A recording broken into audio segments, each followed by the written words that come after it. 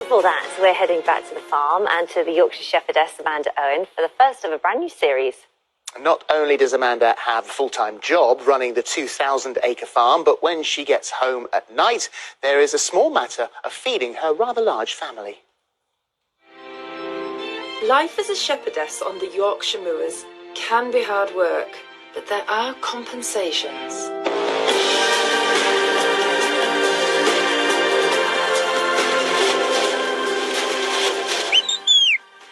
Much of my working life is spent out here feeding the animals. I've got 1,000 sheep, but when this flock is fed, I've got my own flock at home that also need feeding. So I've searched for the best locally sourced ingredients for a 3-course meal that will have to pass the ultimate taste test. Does anyone else want a Yorkshire pudding? My husband Clive and our 9 children. Welcome to the Yorkshire Shepherdess Family Feast.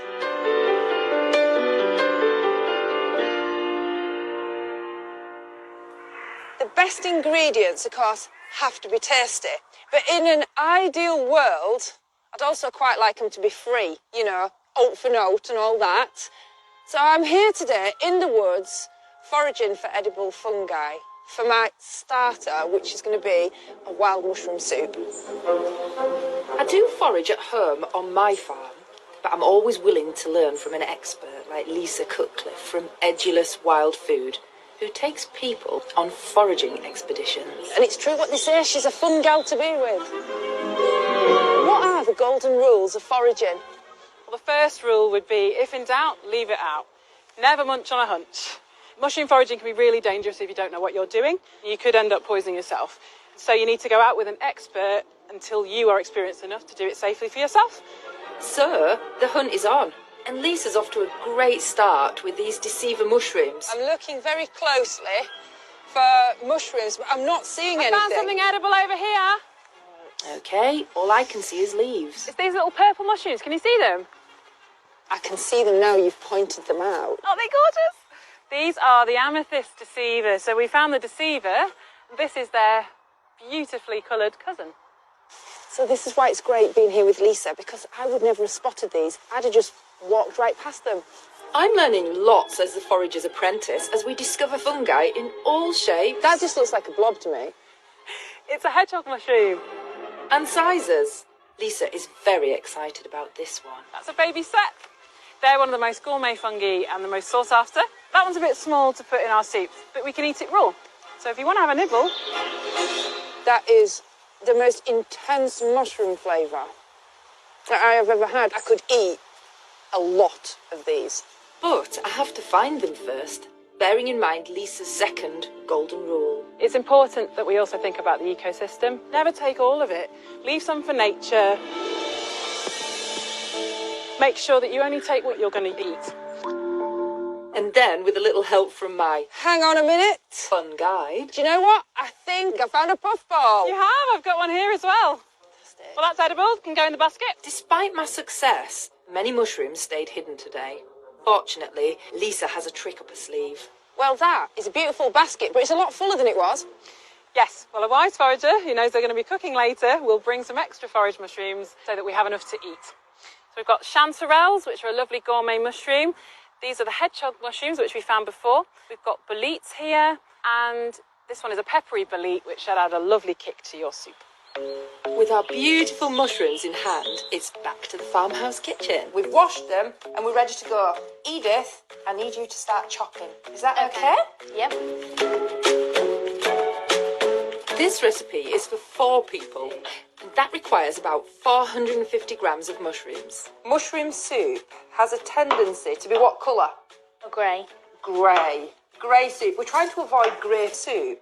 So I'm hoping that with the addition of these beautiful wild fungi, what I'm wanting is something quite... That looks nice. That looks nice, that's fun and pretty.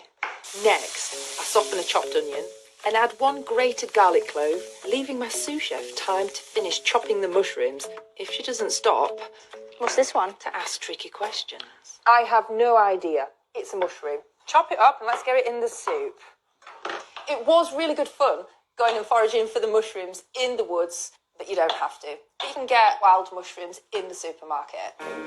When the onions have gone translucent, So it's time to put the mushrooms in. fry the mushrooms for 8 minutes until golden. And now for the secret ingredient, Madeira.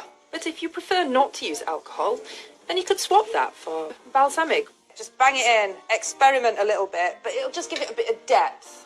Turn the hob up to evaporate the alcohol and then add 850 millilitres of vegetable stock and some chopped thyme. Bring this up to the boil now. Then I'm going to put the lid on and turn the heat right down. How long will it take for it to cook? 20 minutes. Next, blitz in the blender, and having returned to the pan, your sous chef should add double cream and their fulsome approval. It smells really nice. Time for a homemade ingredient that Lisa the forager swears by. It's porcini powder. And she said, if I add just a little teaspoon of this, it'll just take it to the next level. This is homemade, but you can buy porcini powder in the shop. Well, this is the final finishing touch. It's just a few of the wild mushrooms. I'm just quickly sauteing them, and they're going to go on the top just to make it look really, really pretty. Finally, garnish with roasted hazelnuts and woodsock. It's really nice. That is beautiful. I think it can definitely go into our family feast. The flavour is so intense. That is mushroom soup. It's on a different level. Just amazing. We've got to point out that you should only go foraging for mushrooms if you have expert knowledge. If you don't, it can be extremely dangerous. All right, a quick word about tomorrow's show, and get ready because the king of colour, Lawrence Llewellyn Bowens, joining us to answer all of your home design dilemmas.